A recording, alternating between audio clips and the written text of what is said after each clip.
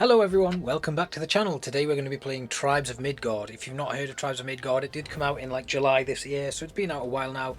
We are in the middle of the first Saga season, so the aim of the Saga seasons is basically you have to defeat the Saga boss before the endless winter takes hold. And the way you do this is you build up your level in Saga mode and things like that by defeating Jotnar, giants of various different elements, and then you activate the Bifrost, which ends your period of time in that world, and you then start from scratch again, carry on building up, get stronger and stronger, and then eventually take on the Saga boss itself. There are other game modes, there's survival mode and a tutorial mode, but mainly we're going to be playing Saga mode. We're going to be playing solo, although you can play with up to 9 other players.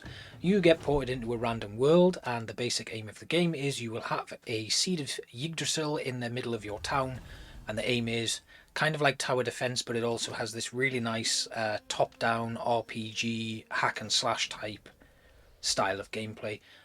So you have to defend your seed of Yggdrasil. We're going to go into the town now, and I'm just going to show you that. It's right here. You give it souls to heal it up. You can see in the top right there its health. You can also see the clock. During the day, your main aim is to gather resources. You get souls for doing everything in the game, so it could be like picking up a twig, harvesting a plant there. We'll get souls. Souls are basically the main currency in the game. You use them to do this, that and the other, improve your settlement, improve your crafters and your allies within the settlement. They help you defend at night, because at night hell things come to attack your village and the seed itself.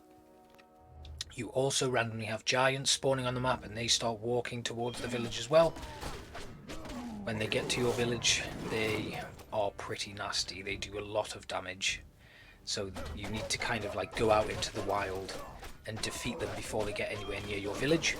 You can also upgrade your village's defenses, set traps, do a load of other different things, and it just makes that the whole like survival experience of it all the more difficult, because you have to defend, you have to spend your days going out and gathering resources, crafting, and you basically have to pick and choose what's going to be more important in that day, whether it's grabbing resources to actually improve your settlement, or grabbing enough souls so that you can defend at the night time and heal the tree up of any damage it takes. As you improve your village and the people within it, they get better at defending as well, so their level goes up too.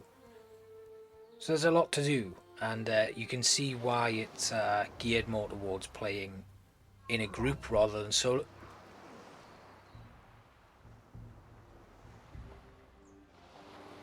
We're going to pretend that that didn't happen.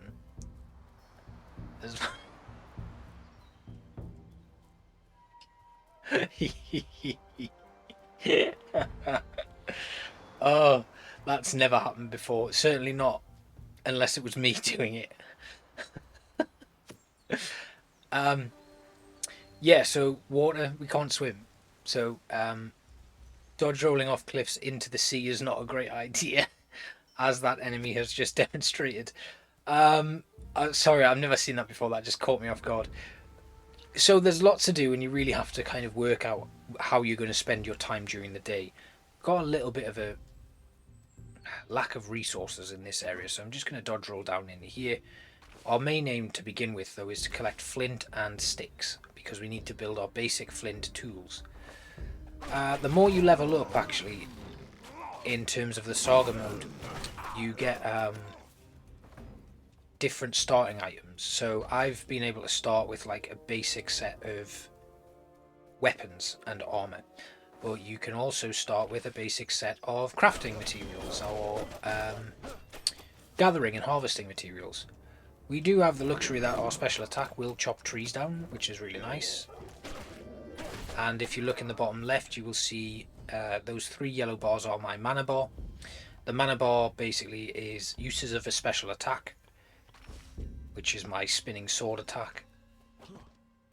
And when you build them up, you don't need to use them immediately. You can save them, and it doesn't actually increase the power. Now that I'm at 3 bars, it just gives me 3 uses of that one basic attack. So it's really useful. Basically what you can do is you can just take out a couple of these enemies as you go, build it up, and then when you get faced with a bigger group of them, you can unleash hell with your special spinning sword attack.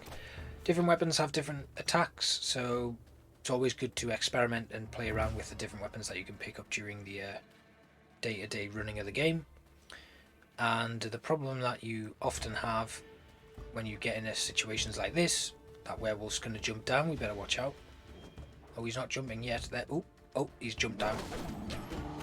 So this is where we will use our special attacks. We've got a nice stack of them there, so we can let loose hell, take him down, nice and easy. There's a small camp here on the map, and in the raiding camp you will find chests. We can see it right there, and basically you must just go in, clear out the camp. I'm just going to dodge roll around here, hit that will explode. He's hit it back to me, the cheeky beggar. Never mind, we got it. He killed himself and his mates, and then we get our treasure. So the treasure will give us some souls normally, and we get some items. We've got a health potion there and a dark arrow. So you'll notice we leveled up. Actually, we've not picked a class yet, so we can take a blessing. We can have the ranger or the warrior. I'm going to take the warrior because I always do. And that allows us to take up perks and stuff and spend our points on improving our skills as a warrior or a ranger. You unlock more quests, you unlock more blessings and more classes by progressing through the saga mode. So what I would need to do is get and defeat like a level 3 Jotun or something to unlock the next quest. Next class, sorry. And you just progress that way. The more you do, the more you unlock, basically. And that's why it kind of rewards this replaying the game and going back into it, and allows you to fail and grow as in character and in experience of the game through actually failing to do it. And I've failed a number of times. The furthest I've made it is to day 3, which is actually the dawning of the first blood moon. And the blood moon is pretty nasty. You get a lot more enemies coming at night, and you get a lot more higher level enemies, so you kind of have to go back and make sure you've got your defenses prepared for that attack. And also you normally get your first giant somewhere through day 2, so again that's something else you need to be aware of, and something that you need to make sure that you are prepared for. What you don't want is to have a giant turning up at your settlement and then having to deal with a blood moon very quickly afterwards, because that is pretty nasty. As you can see down on the bottom here, we finally have a route out of this monstrous area that we don't want to be in. There should be a little ramp here, we can go up to that, and coincidentally and very fortuitously there is a shrine. Now shrines are good, they allow us to port back to our settlement, and when you activate them, and that was perfect timing because it's almost night, you can then fast travel back to your settlement, and we can fast travel back out here if we want. Very useful. We also have a little rune stone that allows us to port directly back to our settlement, so if we do get lost and find ourselves in the middle of nowhere, we can actually teleport back home. I'm just going to quickly repair my weapons. I've given the Seed of Yggdrasil a little bit of a health boost there, because I noticed it was... I just want to make sure that it's topped up for the night. And we can also upgrade some of our peoples. So the armourer we'll upgrade, we've actually leveled up as well, that's really nice. And we'll also upgrade the trapper. And this is going to make defending the settlement tonight very easy. We'll put in the last of our points on the tinkerer, and then we can harvest some more souls during the night. I'm going to drop this trap here. So they come in, they'll spawn at various different locations on the outside of the settlement, always facing these 3 gates, which is why it's always a good idea to upgrade these. I'll show you what we can do. We can actually fortify the gate with the cost of 200 souls, wooden boards, cut stone and wrought iron. And once that's built on either side of the village, we can actually open and close gates, which allows you to control the flow of enemy traffic coming through. Obviously when they arrive at the gates, they start hitting them, and what you don't want to do is let that health drop below 1, because you then have to rebuild the gates again once they've been destroyed, as opposed to just repairing them. Oh, what is that? Was that an archer firing, or was that me? Could not tell at all, but I liked it. It's very fun, good to see. So I'm just going to go and destroy this trap here now. Oh no, I'm not, because there's no one around. We should get some more spawning soon though.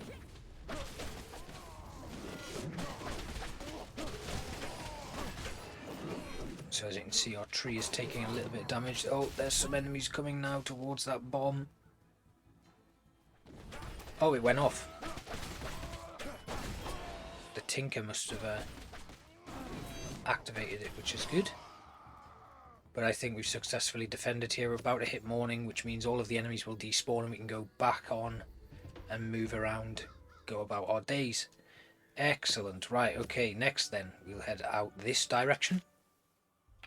You can see a little settlement in the distance where we can go and raid and get some more loot. And all you just need to do is keep exploring the map. Pick what you do during your day and make sure that you are... Oh, I still haven't actually bought my basic tools. Should probably go back to it. Oh god, this isn't good. We're quite underpowered for this area. So we're taking a bit of a risk. I'm going to hit that. Oh, that's given us a nice little help.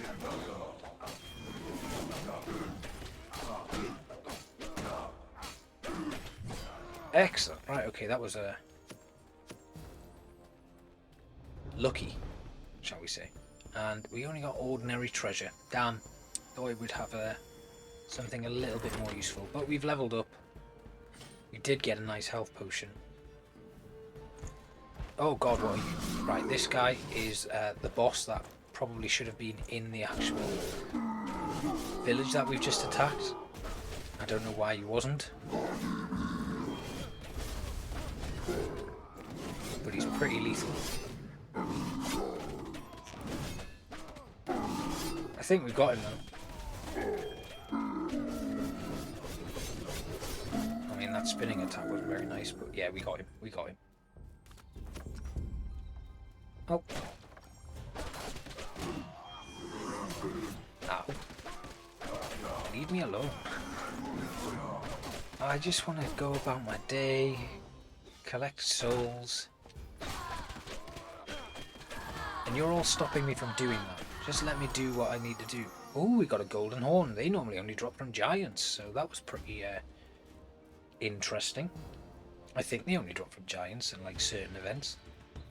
Anyway, we do have enough souls now to continue upgrading our merchants, so I'm going to upgrade my Tinker first.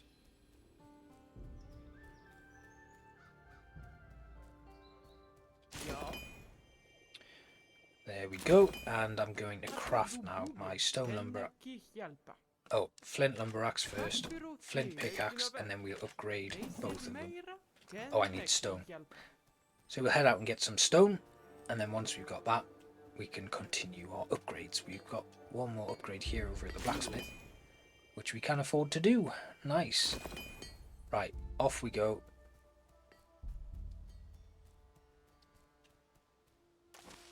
And we'll start getting some stone, some stuff from trees.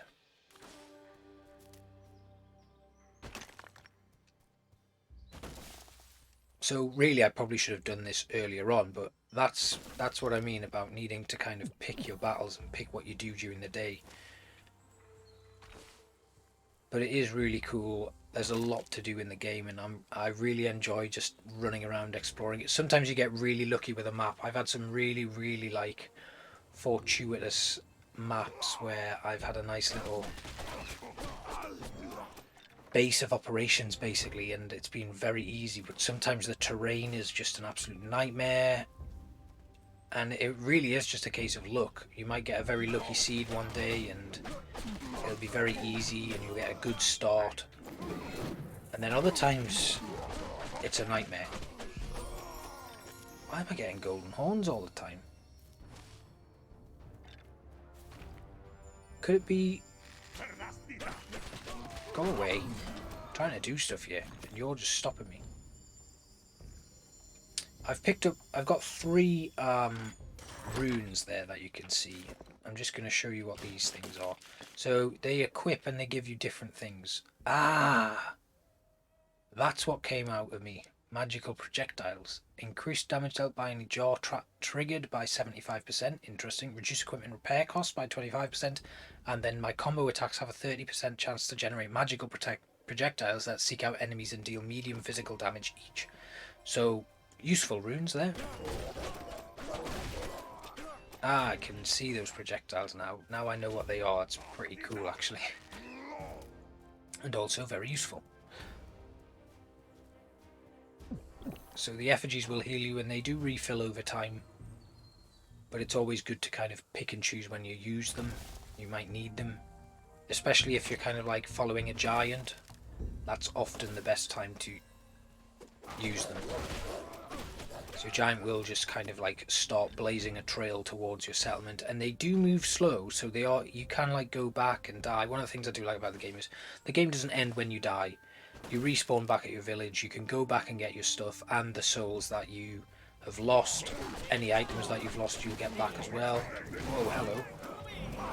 And here's the Jotun. We'll have to see what we get this time.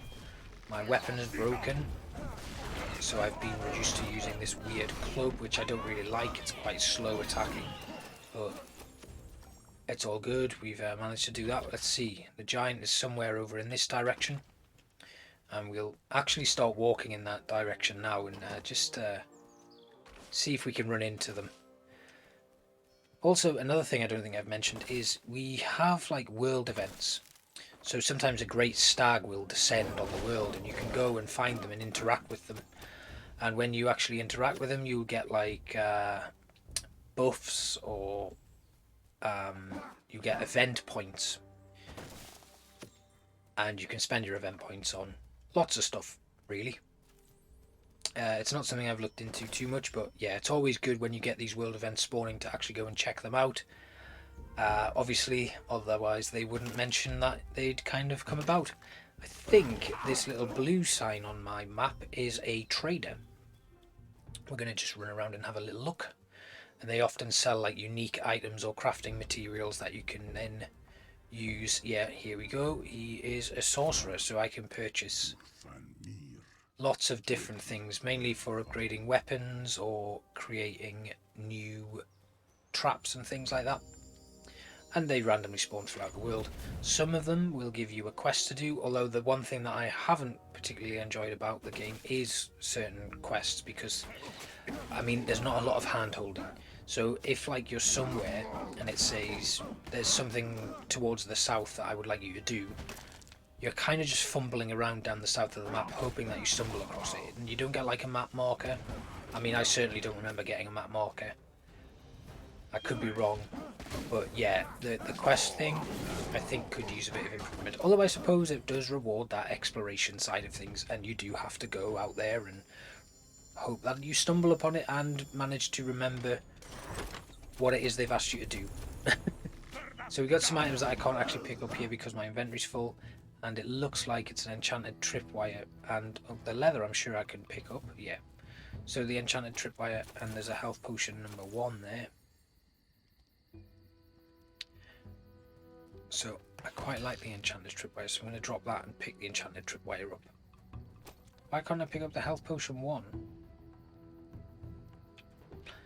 Strange. So the giant's somewhere over in this desert, I think, at the moment. Now the desert, I'm gonna walk up to it and show you it, but I want to talk about why I'm not going to spend too much time there. One thing is I need to go and get my weapons back. Second thing, it's dark. I need to defend my village. The third thing is the desert will increase my temperature, and eventually I will start just losing health. So I'm actually going to run and grab the shrine here if I can make it to it. I think there's a ramp here where I can go up and get there. Yep, here it is. Oh, of course I would have to do this. So I'm not powerful enough for this area anyway. But all of this loot's pretty good. You normally get like stone and wrought iron and cut stone, which we can actually take back to our settlement and use to upgrade our own area.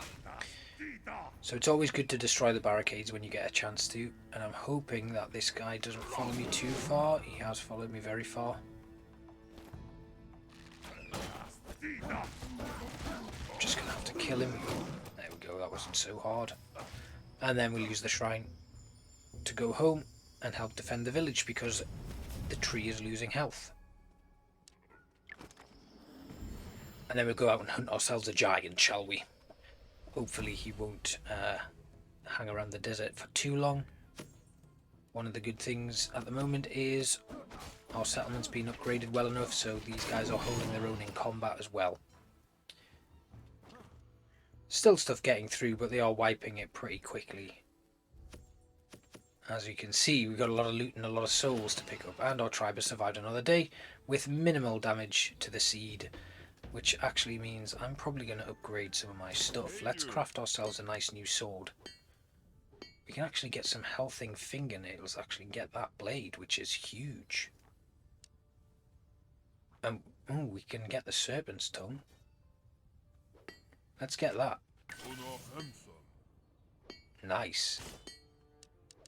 And then we've got a few other things. So you can now see, basically, we can get a lot of different stuff and use them to create new things, new weapons, upgrade weapons, and lots of other different stuff. Really cool, really nice, like, sort of system for weapons and things. And it really rewards your progress as you get better during the game. I am going to try and... Oh, I need silver. Silver, yeah, there's a lot of stuff that I need silver for. I've got the villager stuff already, so not really much I can do there. We will, of course, heal up the tree. Get it to 6k. Let's go and see what we can craft here. Okay, right, now I understand.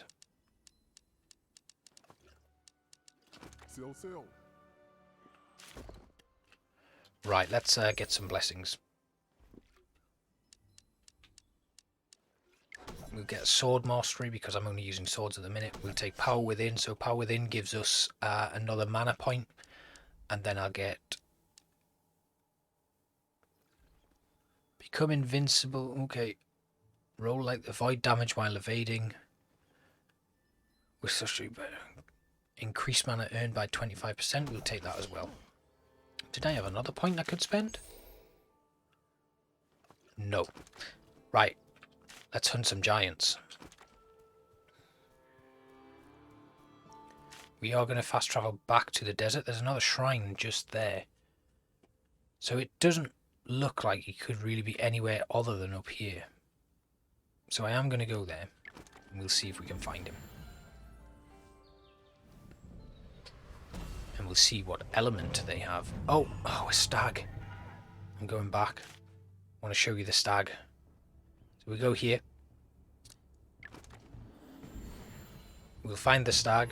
We'll get our rewards from it. And then we will go back for the giant. They're basically the only things I want to show you. So we'll probably wrap up once we've got the giant. We'll maybe challenge him. See if we can bring them down.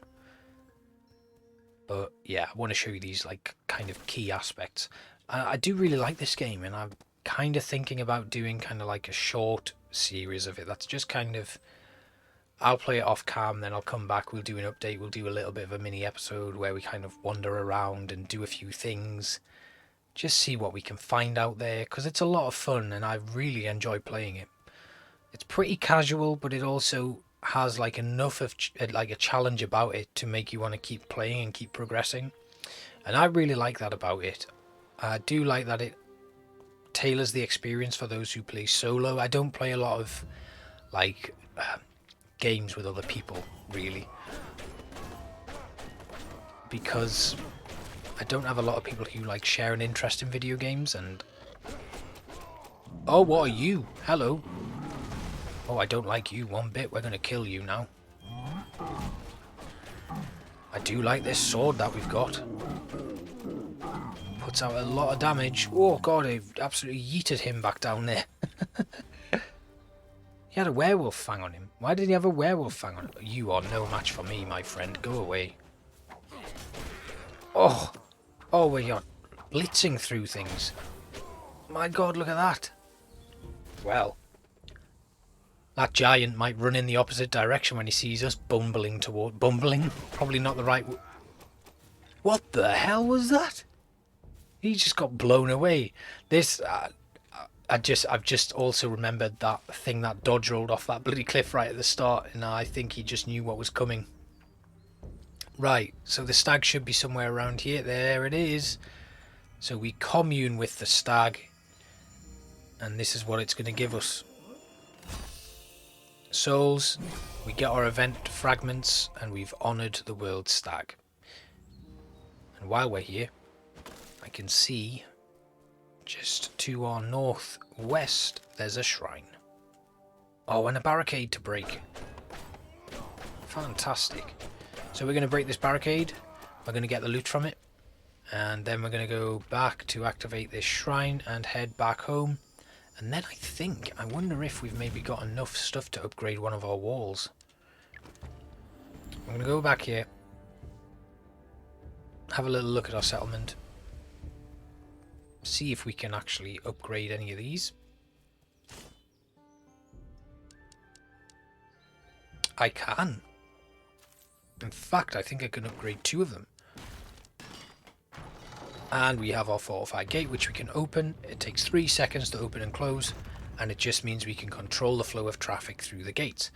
The problem is the gates do take damage, and we don't want those gates to get below 0 health, because if they are completely broken, it's not just a case of repairing them, you have to rebuild them all over again. So we can get in some more stone and wrought iron, and I'm going to open it once it's been built. And then what we would need to do is actually upgrade our tinker another time. Once that's at level 3, we can have them make stone, cut stone, or we have 2 cut stone in our inventory. We needed 3.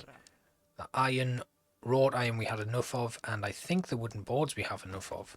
Or did we need 5? I think we needed 5.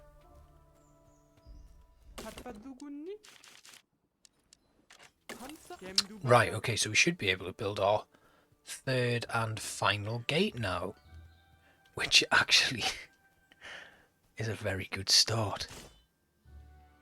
We can. I am very surprised.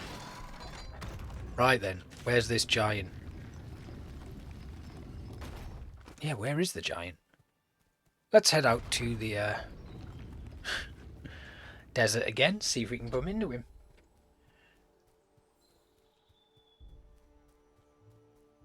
I do like the there's like a big risk factor in the game of kind of like how much you do during your day, when do you go back, how far do you explore.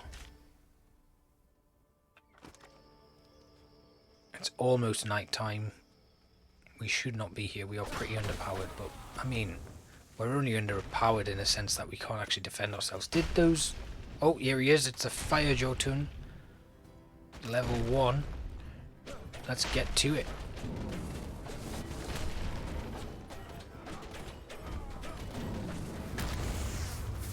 Oh.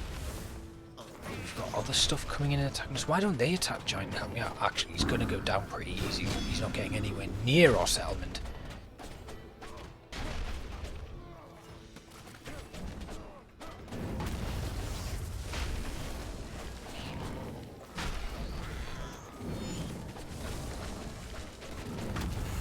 So I'm hoping that the villagers can just hold their own tonight.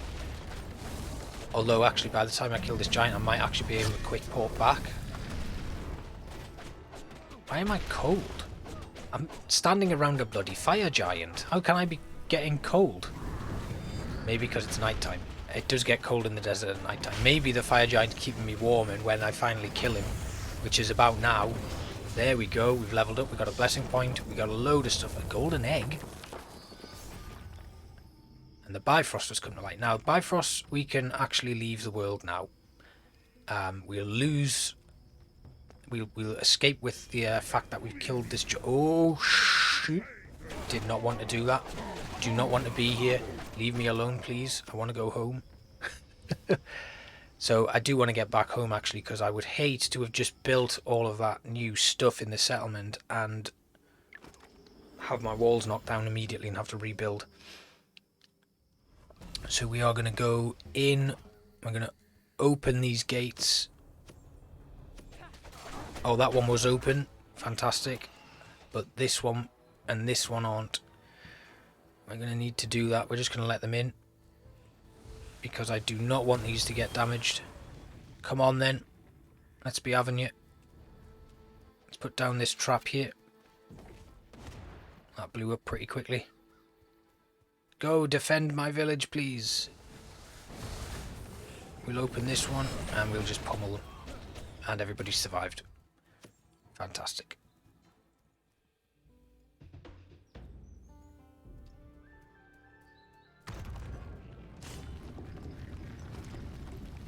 Oh, it doesn't look like we can actually repair them.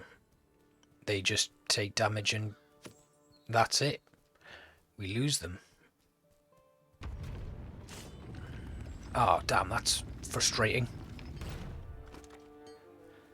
Well, I've shown you the stag. We've killed a giant. The next thing would be a blood moon, and I don't want to show you that. I've been pleasantly surprised with the success I've had on this map, but for the purpose of this video and just to end it, I'm going to say goodbye to this world. I'm going to take my points and run.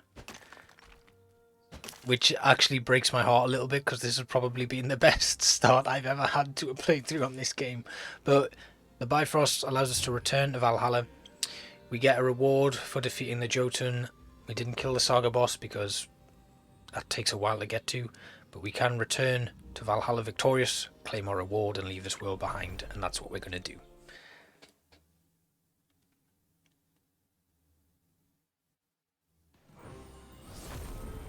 So, we get a lovely little well done message, which I think is well earned. We get to find out how many days we survived, our XP earned, the amount of Jotnar we slayed. Slayed? Have slain? I don't know. We get a reward for our XP, and some XP towards our season rewards. And that's it. So, I really hope you enjoyed this first look, well, second or third or fourth look at Tribes of Midgard. I would definitely recommend picking it up. Like, whether you want to play solo or play with friends, I imagine this would be a lot of fun playing with friends. So if there's a few of you wanting to like look for a new game to play together, to group up and go through it, I would thoroughly recommend it. But even solo, it's challenging, it's fun, it's got a great myth around it and a great lore surrounding it, and the graphics are really cool. It's something a little bit different. And yeah, I can't recommend it enough. It's a great game, and I hope you enjoyed this look at it. So thanks for coming along, and I hope to see you next time. If you do want to play Tribes of Midgard, drop me a comment. We can play together. You can like recruit a bumbling idiot like myself to your squad, and I can try and help you do some good stuff. Thanks for watching, guys, and I will see you all later. Bye bye.